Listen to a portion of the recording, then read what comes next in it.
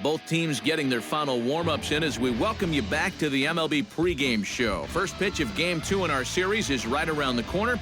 But before we turn that corner, here is our Topps player spotlight. Diego Torres is our subject. And what a dominant performance he put together in his last start. He had opposing batters off balance throughout and racked up a boatload of strikeouts.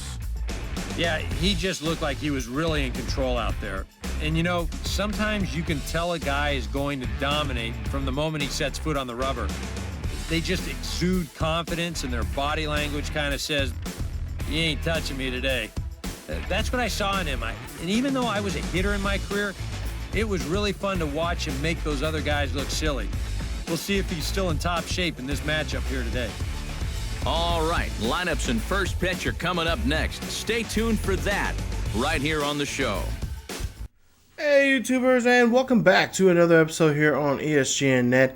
And this is MLB 16, the show, Road to the Show with Diego Torres. This is episode 53, and we are getting ready for a series here coming up against the Phillies as we're just a week away from the All-Star game. Now, Diego, in the last episode, if you've seen it, if you haven't seen it, there's a link down below in the description. Check it out. It was a really great episode as Diego was very close to tempting fate as he was getting close to having a no-hitter until it was broken up in the 8th inning by David Wright. And we did win the game, 1-0, but it was just, it was so frustrating. David Wright hit a base hit there and broke up the no-no. And we're just, only 2 outs away from doing that. So, been a great honor and great achievement there, but it didn't happen. So we got to go ahead and get ready for this next start as we're taking on the Phillies here today. There you see you've seen the statistics there. And of course, there's the up-to-date standings right now there for the National League Central, as the Reds are currently in first place there, right above the Pirates, Cardinals, and of course the Brewers and Cubbies round out. And it kind of makes me wonder, like, the Cubbies are probably kicking themselves right now because the way Diego's been pitching, like, it's amazing. I can't even understand why. I still scratch my head why the Cubs would give him up, especially within the division. But Diego had a great game, 8 1/3 with only at 1 hit, 13 strikeouts, and his ERA under a buck. It's actually at .73. So they won that game 1-0. There you see, picked up his 10th win. Now looking for his 11th. We'll see what kind of trouble he can get in today. Hopefully not too much. As again, we're trying to see what he can do here, get his 11th win, and get that win in before the first half ends up. So Cody Ash coming up to bat. He has a 3-1 count, and we'll see the pitch here. And we got with 1 out. That is going to be a ball, as Torres loses control there and ends up walking Ashley there on that pitch. So that is going to be his first walk in the game. Could this be trouble for him? Well, we'll see an 0-2 count, and this one go high and deep. This one is going to go back. The left fielder goes underneath this one and gets the catch, and that will be the inning. So Torres gets out of the inning there with only a walk there, and it's now it's actually a 0-0 here in the game. Top of the second here, still no score, 1-2 count, and that's going to be a strikeout there as Torres does a nice job of getting that batter out, and that's going to end the inning for him, as again he's unscathed here after 2 innings. Now we'll go to the top of the third here. We'll see there you see Victor Pena, the catcher. We'll see what he could do here with his count. He has an 0-2 count. He'll swing and a miss. That is a nice job there from Torres, as Torres gets the first batter here of the 3rd inning. So that's his 4th strikeout now up to this point here in this ball game, and we'll see what Torres can do here now with the next batter. There you see the pitcher, David Hernandez, coming up to bat. There you see his averages. Now take a look here, 1-2 count for Hernandez as he takes a look here and swings and misses, and that's going to be 2 outs now for the Reds. Or for the Phillies here, as the Reds now just 1 out away from getting back to the dugout here and try to get an offense going here for the pitchers. That's now strikeout number 5. Now Torres out again, pitches here, 0-2 count. This one swings and a miss, and there you see Sizemore can't connect on that one, and that's going to have him walking back as Torres gets out of the inning there, and no problem there, gets 3 outs as he leads it now 4-0 here after 3. Now 5-0 here at top of the 4th. We'll see Torres hit as the batter hits this one straight up, and that's going to be an easy play there for the catcher. And that is out number 3, and that ends the inning. So after 4, it is 5-0. Now 6-0 here, top of the 6th, and we'll see that this one is going to be a dribbler right in front of the plate. Catcher makes a nice jump there and makes throws the runner out there at first, and that ends the inning here after 5. So now we'll go to the top of the 6th, and we'll see the team ERA for Torres and the Reds. And you see the team ERA 2.49. Nice job, number 1 in the National League right now, as they are just pitching like a starting 5 should. Excellent pitching so far. Now Grady Sizemore 0-2. He struck out now twice down this ball game. 0-2 count, and we'll see with 2 outs. And yeah, he takes that one looking there. Grady Sizemore talking to the ump about that one, saying, "Hey, that was nowhere close. That was a little too high." That one place says otherwise. And now we go to the bottom or top of the 7th now. It's a 6-0. Reds lead this one. So Torres getting great run support here in today's game. And then you see there a swing and a miss there from Cody Ashley. This time not getting walked. And that is out number 2, I believe, for him. As I take a look there you see the line score for Torres. As there you take a look and see here. Actually, that's actually not out number 1, but Torres now 10 strikeouts now for him in the ball game. 1-2 count for the next batter, and the swing and a miss. That is strikeout number 11. That's out number 2 here in the inning. As Torres is just racking these up. There you see where he is. As when it comes to league leaders right now in strikeouts, in shutouts, and Torres leads that with 7. Mike Leake is the only other teammate on that list who has shutouts, and then he has 3. So now Dominic Brown coming up to bat here. 1-2 count for the power hitter here. He swings and misses there. That is out number 3, and that is the 12th strikeout now here in the ball game for Torres, as the Phillies are trailing here and by 6 now as we go to the top of the 8th. So now we'll go to the top of the 8th, and we'll see that at this point we have a no-no here. And we'll see there, that's going to be a pop-up here. This will go high and deep. This is going to go back, and this will break up the no-no as Torres has his defense here throw the ball in there. They throw the third to stop the runner. And there you see a nice job there from the Phillies hitter, who now broke up the no-no and got a base hit here as he gets a double. And Torres now back to square 1. So he still can get the shutout here. He's got Cesar Hernandez coming up the bat. Here, 0-2 count here for Hernandez. And Hernandez just takes that one looking. He can't even swing. He's just paralyzed.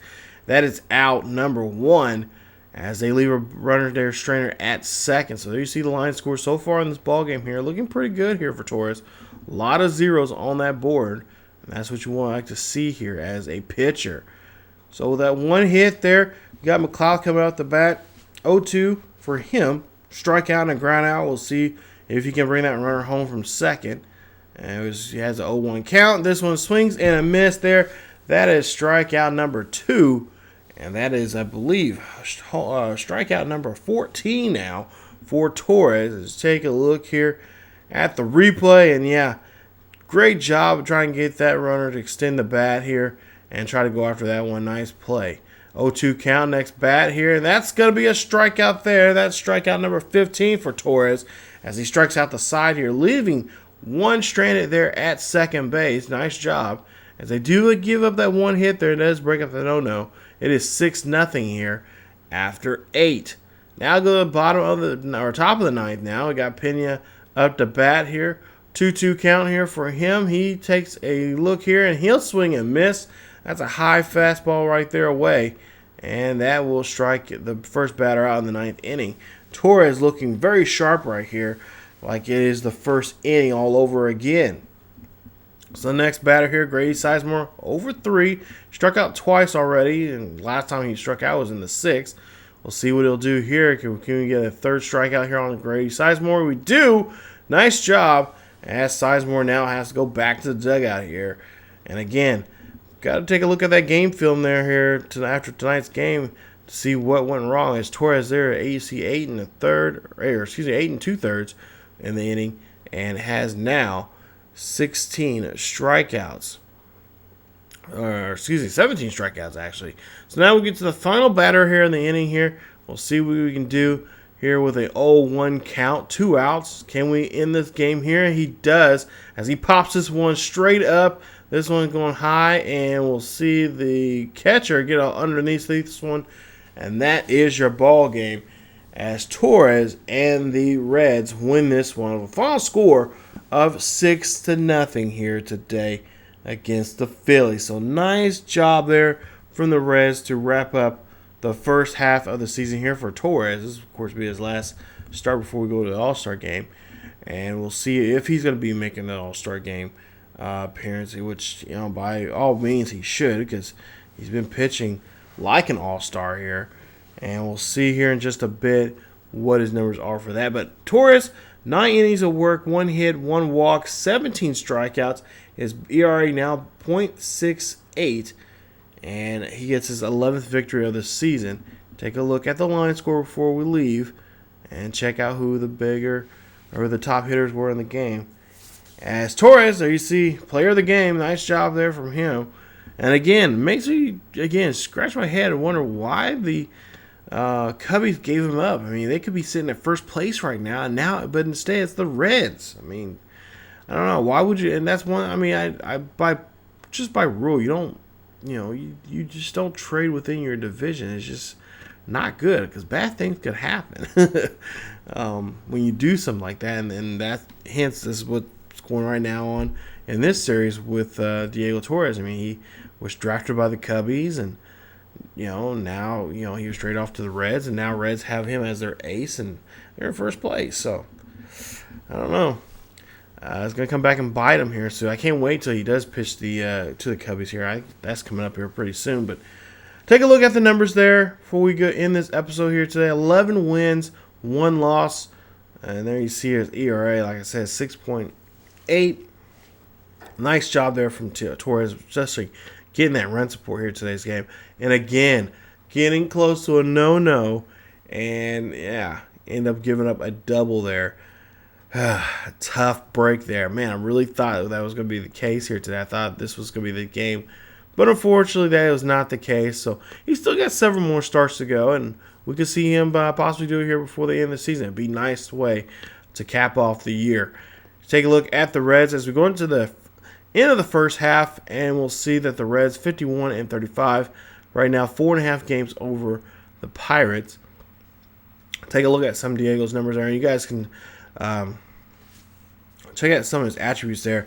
A lot of you guys have been asking him what his attributes look like right now so far in the series here, and that's what they look like right now.